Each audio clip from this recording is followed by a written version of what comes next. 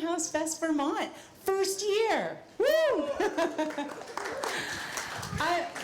I'm Erin, Maille O'Keefe, and this is Lisa Kunemann, and we also have another cohort, Betsy Hall, who's around. And I guess it was maybe 5 months ago, we said, I was holding little tiny house talks in my house, and Betsy said, we should do a festival.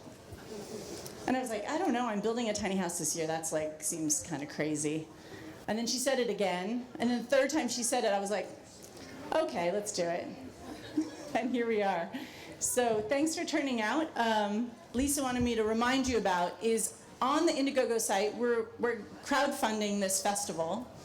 A house that myself and many generous hands, including my husband, in the last 6 days, we built the paper boat house, which is the SIP house over there.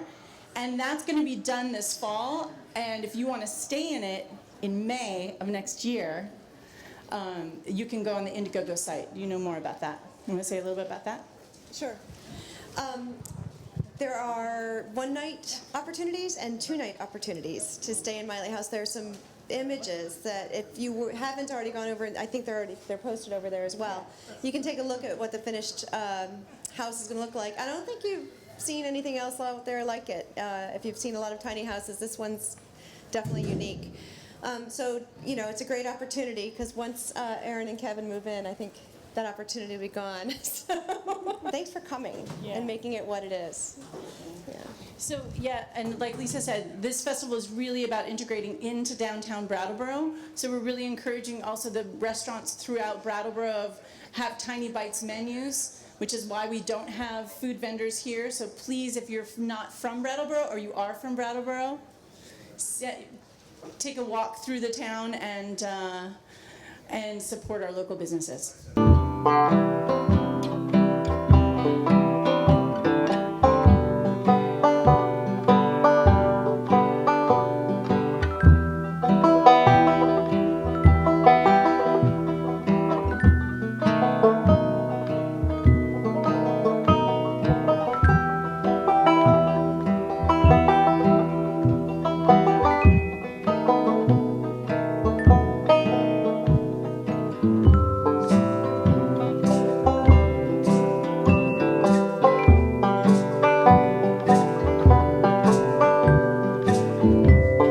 Surfaces that can't absorb much moisture, right?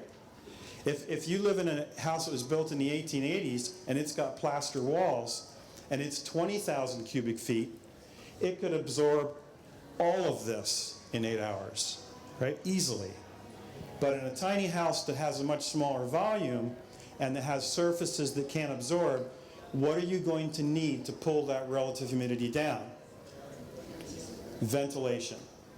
Now, if you bring cold, dry air in, you're going to do it with an energy penalty. And if that cold gets anywhere near that humidity, it's going to condense. All right? So we have to be very, very careful about how much we bring in and how we bring it into a building. So the physics of a tiny building aren't any different than the physics of a big building, but the volumes that you're dealing with, and if you add a partner or a dog, or if you add a propane cooking stove, which one of these do you think represents how much moisture is given off by burning 1 gallon of propane? Same amount. You burn 1 gallon of propane and it's about 0.8 pounds or 300 milliliters, exactly the same as it was for a person respirating for 8 hours. So it's not that we can't figure out how to deal with these, it's just that tiny buildings make it much more challenging to keep the relative humidity in the right zone away from dust mites, mold, and mildew growth.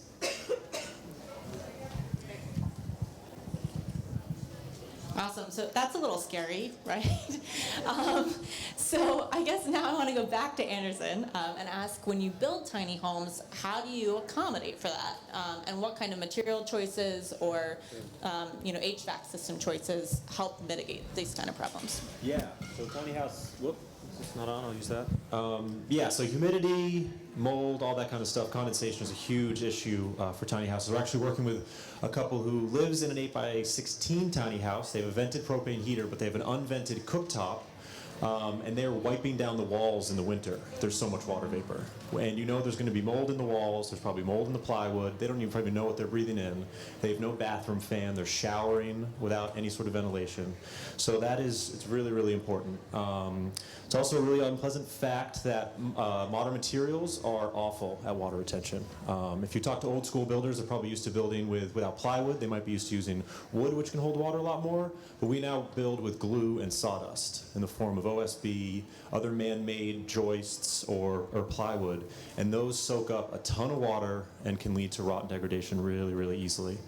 So yeah, some ways to do that is obviously good ventilation, cooktop ventilation, hood vents, bathroom fans, and there's also something called an energy or heat recovery ventilators.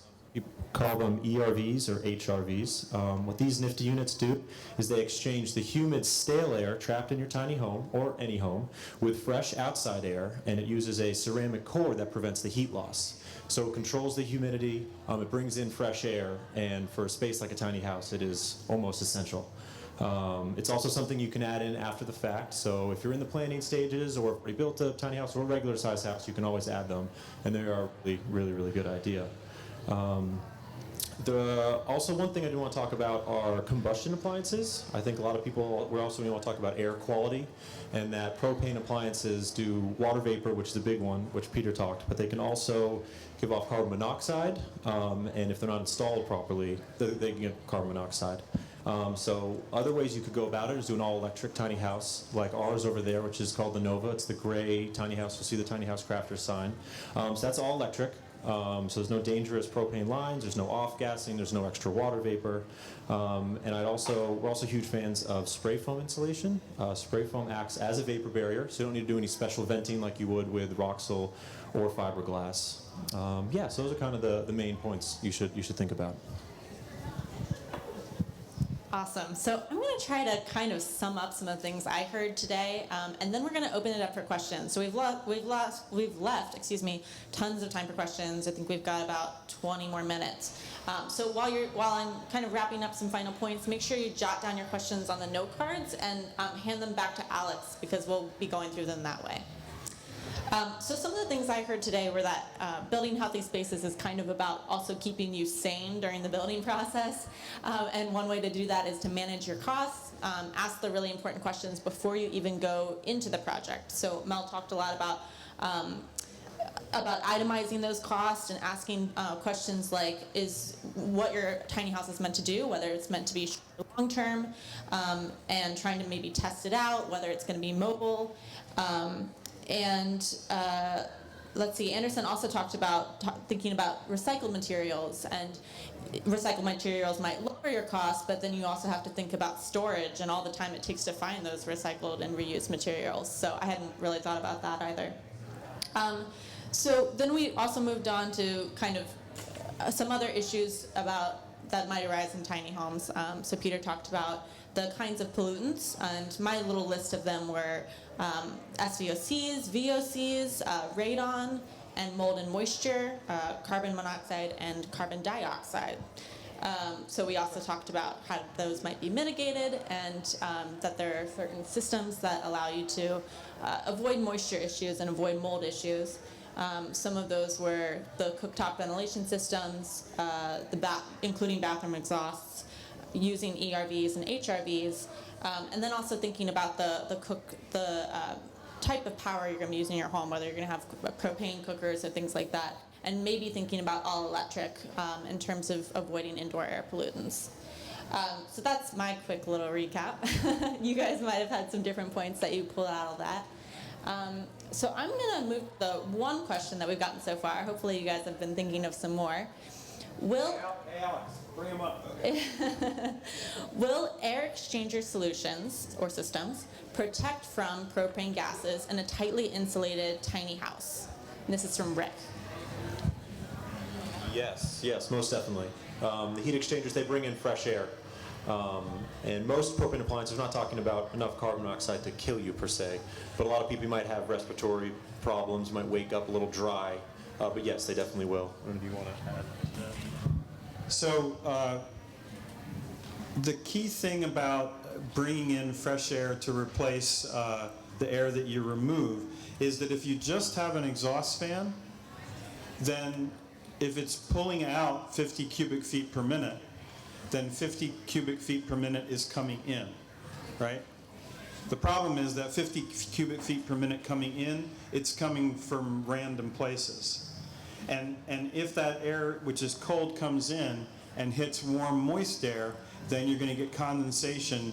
You have no idea where, right? So when Anderson talks about heat exchange ventilation, you're bringing in the right amount through a dedicated pathway, and then when the warm air hits the cold air, it's condensing inside the equipment and being removed. And that's critical, because you do not want condensation to happen on the surface of walls, or even worse, on the interior of walls, where you have no idea it's occurring. The key thing is that the ventilation rate in a space as small as 1,400 cubic feet is really critical. So, in my opinion, you need an expert like Anderson to help you with how these homes work in a bit more complicated way, because their volumes are so small. You're going to need a heat recovery ventilator, an energy recovery ventilator that runs just the right amount or is sized for a building that small. Because if you're over-ventilating the building, it's going to drop too low in humidity, or it's going to be too expensive to heat because the heat's being exhausted with the moisture. One more thing. Carbon dioxide is also a byproduct. We don't know much about human health with carbon dioxide above 900 parts per million. We don't know. We know cognitive ability goes down above 900 parts per million carbon dioxide, but maybe you sleep better, all right, because you're not thinking as hard. There's new research on this, but we don't have the answers yet about exactly what the health impacts are above 900 parts per million carbon dioxide. Great. So this is a question that I'm not even sure about the answer to. Would you talk about the risks and benefits of using small wood-burning stoves and heating units in tiny homes?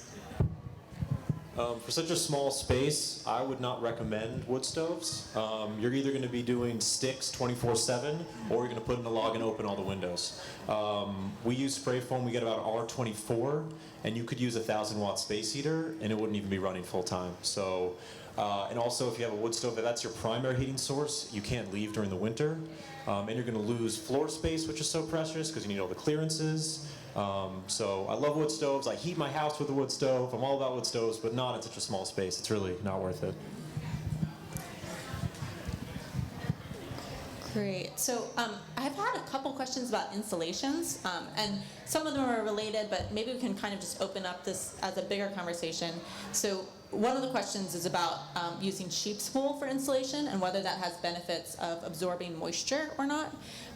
Its R value goes up, but as it gets damp, does this hurt the performance? And then another conversation about using spray foam insulation and the challenges around temperature gaps, finding qualified people, and I'm going to add human health impacts to some of the chemical constituents that are in spray foam insulation. Anyone want to take it first? Peter, maybe? No? No. So there's a whole wide range of insulations that you can choose, from sheep's wool, which is a natural material, all the way to petroleum-based products like spray foam. All materials have what's called a hygric capacity, and it means what they can safely store before it affects their performance. So, yeah, it's true that sheep's wool can hold a lot of moisture, but its R value goes down quite a bit when it gets wet because the air spaces are what provide the insulating value, and if you fill those air spaces with water molecules, the R value goes way down.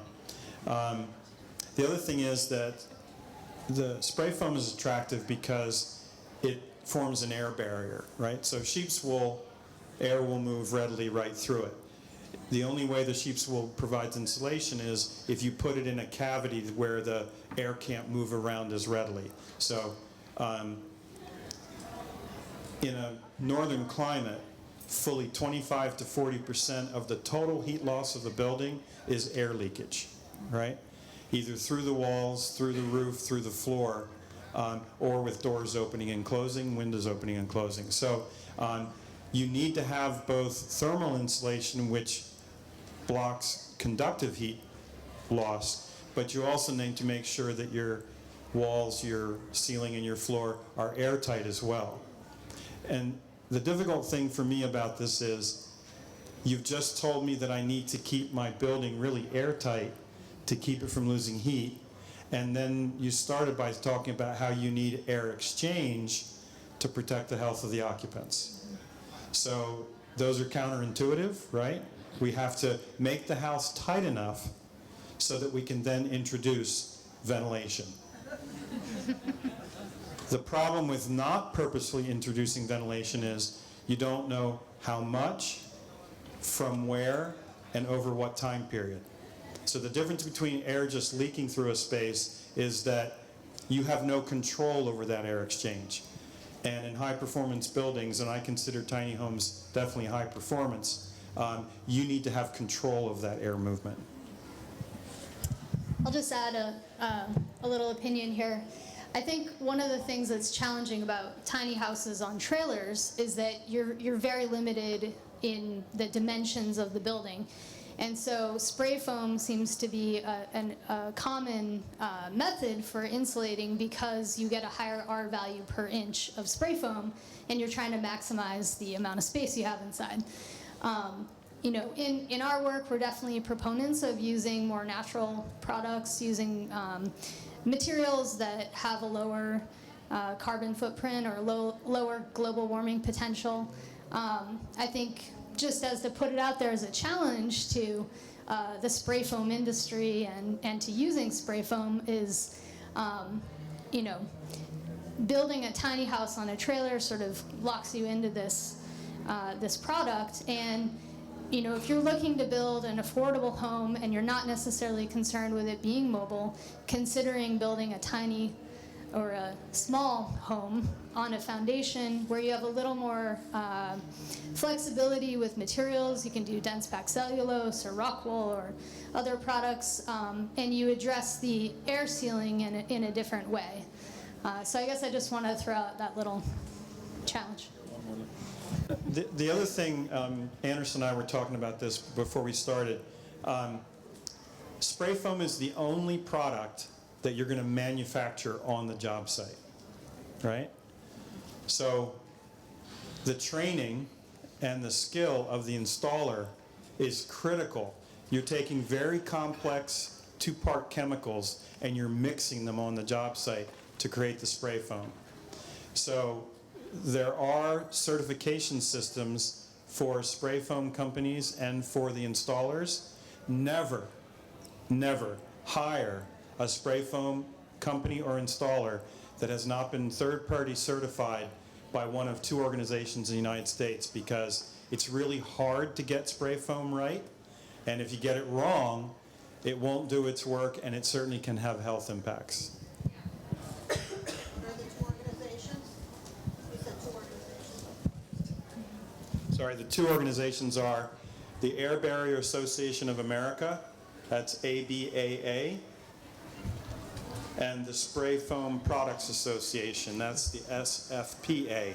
Both of them have third-party certification for companies and installers. So ABAA and SFPA. So Mel, you suggested trying out a tiny house living before taking the jump. Do you have any suggestions for where you can go to do that? Yeah, well, I guess just to kind of add a little more to that comment, I think there's an interesting conversation happening in part as a result of this festival happening here, but certainly as a result of the tiny house movement and the increased popularity. And I won't open a can of worms in talking about affordable housing, but I do think it's an interesting thought as to what motivates folks to build a tiny house and whether or not it's by necessity or by choice. And I think, you know, one of the things and I mentioned this earlier, but just considering, you know, are tiny houses viable for families, for people with small children and pets? You know, I'm sure that there are stories out there of folks who are making that work. And I think one of the things that really appeals to folks is that in order to live in a tiny house, you have to completely downsize, right? Unless you have a storage facility somewhere else, you're getting rid of the majority of your stuff, which is a cool idea. We all have probably too much stuff. But yeah, I mean, I think, and Anderson probably has specific examples, but there are like B&B, Airbnb, tiny houses that you can stay in. I think that some of the readings I've done about it, folks will go and they'll spend a weekend in a tiny house, and it's cute, and you're in the woods, and it's nice, and it's fun for a weekend. And you know, if there's a way you can go and live in one for a month at least, you know, rent one out. And again, is it in an urban setting? Is it deep in the woods? Is it in a co-housing with a bunch of other tiny houses? These things really matter as far as the sustainability of that lifestyle. Yeah, there's actually a tiny house Airbnb website that I think people should go on to if you want to check it out. What? There's a tiny house Airbnb website, so it's just a special for living in or renting out tiny houses. Yeah, I've actually tried that before. There's one called The Getaway that's centered around Boston, and it's super nice. Okay, great. So we had a couple questions actually about how plants impact indoor air quality. So one was about how much they actually add moisture, but another is about how they might offset carbon dioxide in a small space. So I wrote a blog called Household Sources of Moisture, and if you go to greenbuildingadvisor.com, it's a blog that's free to access. And in that blog, I talk about the impact of moisture, but also generation rates for various sources. And I'm going to guess here, 6 to 8 plants generates about 2 pints a day. And that sounds like a very small amount, but in a tiny house it's significant. Now, of course, it depends on what type of plant. If it's a bonsai versus a palm frond, you know, that's going to make a difference. But I suggest you go to that blog. One of the interesting things is that how many pints of water do you think a cord of wood gives off in one heating season? 400 to 600 pints of water comes out of 1 cord of wood. So I don't care what kind of house you have, be really careful about how much wood you store inside your house, because it cures inside your house, and that means that all the moisture that's leaving that is headed into your walls. But plants are not a significant contribution to moisture in regular homes, but they could be in tiny homes. Okay, so a few questions I just wanted to mention. We might not have time to get to them today, but there are other sessions today that will cover them. So there are a few questions about zoning regulations and a few about some the solar options. So I'm going to put those off because other panels will be addressing those today. Maybe we can go to talking about electric radiant floor heating and what the options are for tiny homes. Yeah, there's a ton out there. That's actually a really good option. I'd recommend it, as long as you can get the appropriate electric hookup for it. But yeah, that would be a really, really good way to go. You could also do water radiant heating with an instant on-demand propane water heater. If you do go the electric heating route, which I wish I mentioned earlier, I would recommend a generator, some sort of backup, because when the power goes out, that would be a bummer for all the above. You guys want to talk about that? Just one quick thing about floor radiant heating systems is that they're relatively slow to react, right? Because they heat the materials that are part of the floor assembly. Might not be as much of a consideration in a tiny home because the space is so small, but if you want to very quickly bring the temperature up or down in any building, mass systems like floor systems react pretty slowly. The thermal comfort they provide is hard to rival, but if you're trying to do setback, that would be setback, and rapid rise, you need something that's a bit more quick than a floor system. Great. So there were a few more questions that think about ERVs that I handed you, Anderson. Yeah.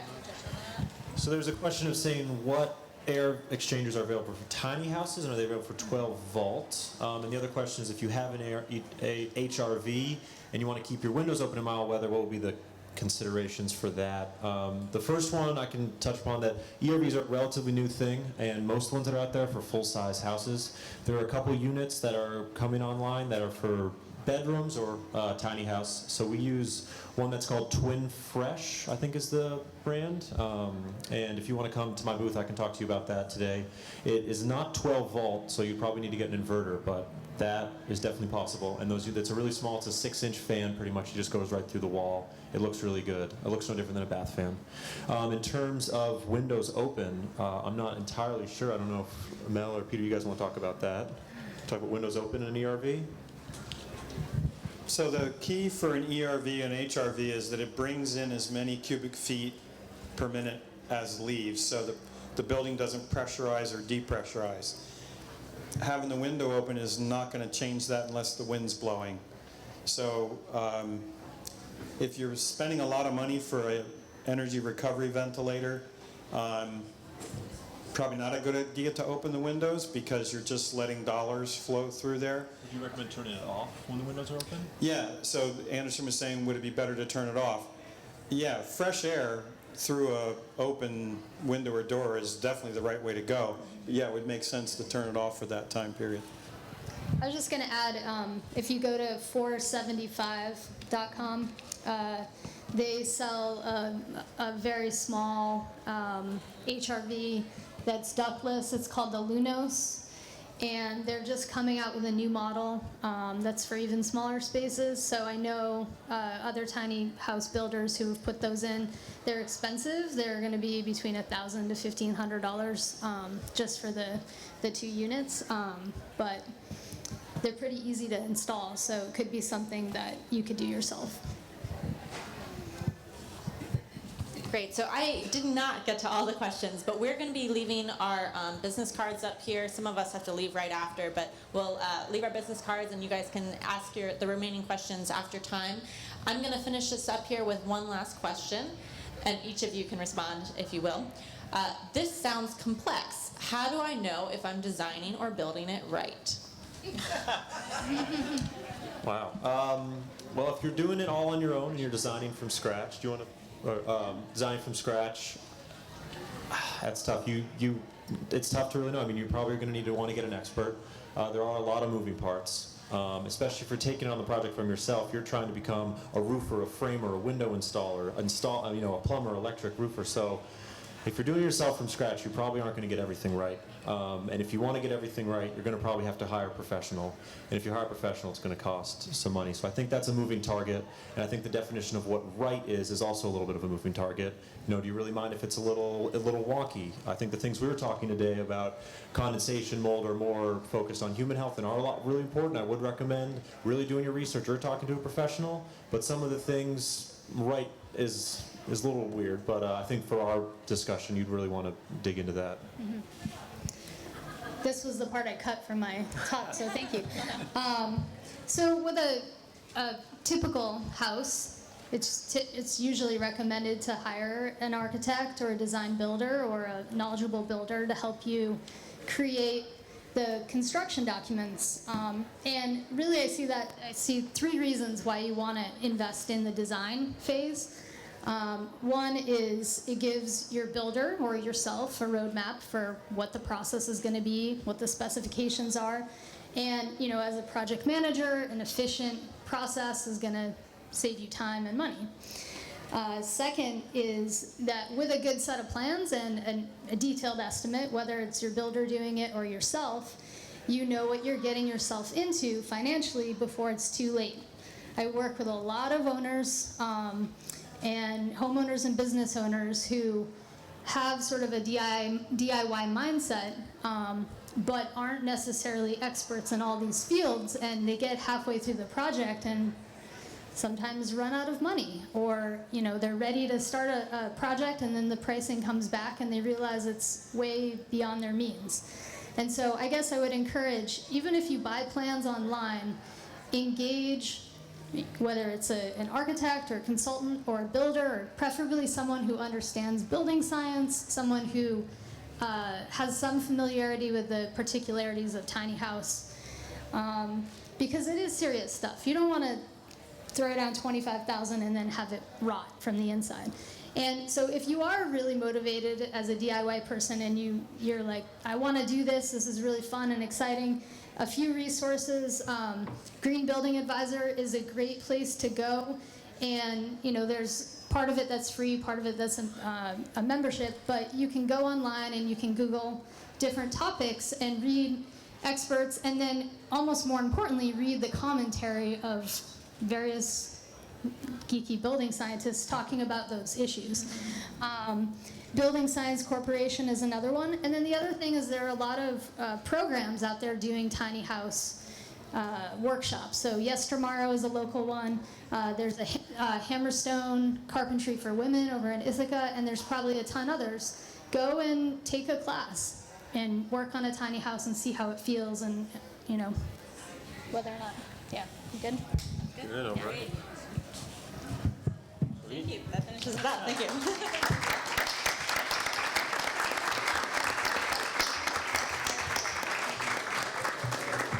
If you have any more questions, I'll be at our booth. Tiny House Crafters will be wearing the green shirts. Thank you.